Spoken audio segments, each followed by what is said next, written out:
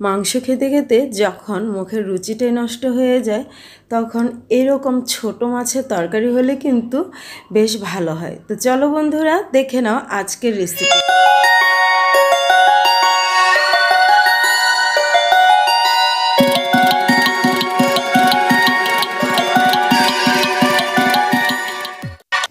বন্ধুরা আজকে আমি নিয়েছি এখানে মলা মাছ। আমরা মলা মাছ বলি, তোমরা কি মাছ বলো সেটা বলতে পারো। তো মাছগুলো কেটে আমি ভালো করে ধুয়ে নিয়েছি, এখন লবণ আর হলুদ মাখিয়ে নিয়েছি, ভেজে নেব। তো পরিমাণ মতো প্যানে তেল গরম করে নিয়েছি, এর মধ্যে এখন মাছগুলো ছেড়ে দিচ্ছি, একটু ভেজে নিব। আর এই মাছগুলো ভাজা রান্না করলে একরকম স্বাদ হয়, আর কাঁচা রান্না করলে আরেক রকম মজার হয়। তো আজকে আমি ভেজে রান্না করছি। তো মাছগুলো দেখো ভাজা হয়ে গেছে, এখন এগুলোকে নামিয়ে নিচ্ছি। এই তো সবগুলো মাছ ভেজে নামিয়ে নিয়েছি। এখন 2টি আলু চিকন করে কেটে নিয়েছি, এগুলো আমি একটা প্যানে ভাজতে দিয়ে দিলাম। আর দেখো ভাজা হয়ে গেছে, এবার আলুগুলোকে নামিয়ে নিচ্ছি। তো আলুগুলো নামিয়ে নিয়েছি, সেম প্যানের মধ্যে আমি কিছুটা তেল দিয়ে দিলাম, আর এর মধ্যে এখন 1 কাপ পরিমাণ পেঁয়াজ কুচি দিয়ে দিয়েছি, সাথে পরিমাণ মতো লবণ দিয়ে একটু নেড়েচেড়ে মিশিয়ে নিলাম।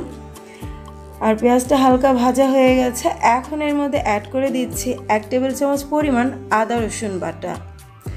এবার কিছুক্ষণ ভেজে এর মধ্যে গুঁড়া মশলাগুলো অ্যাড করে দিচ্ছি। প্রথমে দিয়ে দিলাম 1 চা চামচ পরিমাণ জিরার গুঁড়া, এখন দিয়ে দেব 1 চা চামচ পরিমাণ ধনিয়া গুঁড়া, সাথে দিয়ে দিচ্ছি 1 চা চামচ পরিমাণ হলুদ গুঁড়া আর মরিচ গুঁড়া। ঝালটা কম বা বেশি দেওয়া যাবে, চাইলে কাঁচামরিচও এখানে অ্যাড করা যাবে। বেশ কিছুক্ষণ নেড়েচেড়ে একটু কষিয়ে নিয়েছে, এখন এর মধ্যে 4-5 টুকরো টমেটো অ্যাড করে দিলাম। এই টমেটোগুলো ফ্রোজেন করা ছিল। তো বেশ কিছুক্ষণ কষিয়ে আবারও এখানে অ্যাড করে দিলাম ভেজে রাখা সেই আলুগুলো। এখন নেড়েচেড়ে আরও কিছুক্ষণ আলুটাকে কষিয়ে নিচ্ছি। কষানো হয়ে গেছে, এখন এখানে পরিমাণ মতো ঝোলের জন্য পানিটা দিয়ে দিচ্ছি, দিয়ে একটু নেড়েচেড়ে এটাকে বলক তুলে নিয়েছি। এখন এর মধ্যে ভেজে রাখা মাছগুলো অ্যাড করে দিচ্ছি। তো এইভাবে ছড়িয়ে ছড়িয়ে মাছগুলো দিয়ে দিলাম। এখন ঢাকনা দিয়ে রান্না করে নেব আরও 10 মিনিটের মতো। 10 মিনিট পর ফিরে আসলাম। এখন এর মধ্যে অ্যাড করে দেব ভাজা মশলা।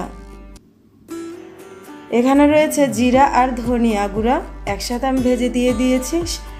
এখন এর মধ্যে অ্যাড করে দিলাম কিছু গোটা কাঁচামরিচ, দিয়ে ঢাকনা দিয়ে আরও 10 মিনিটের মতো রান্না করে নেব।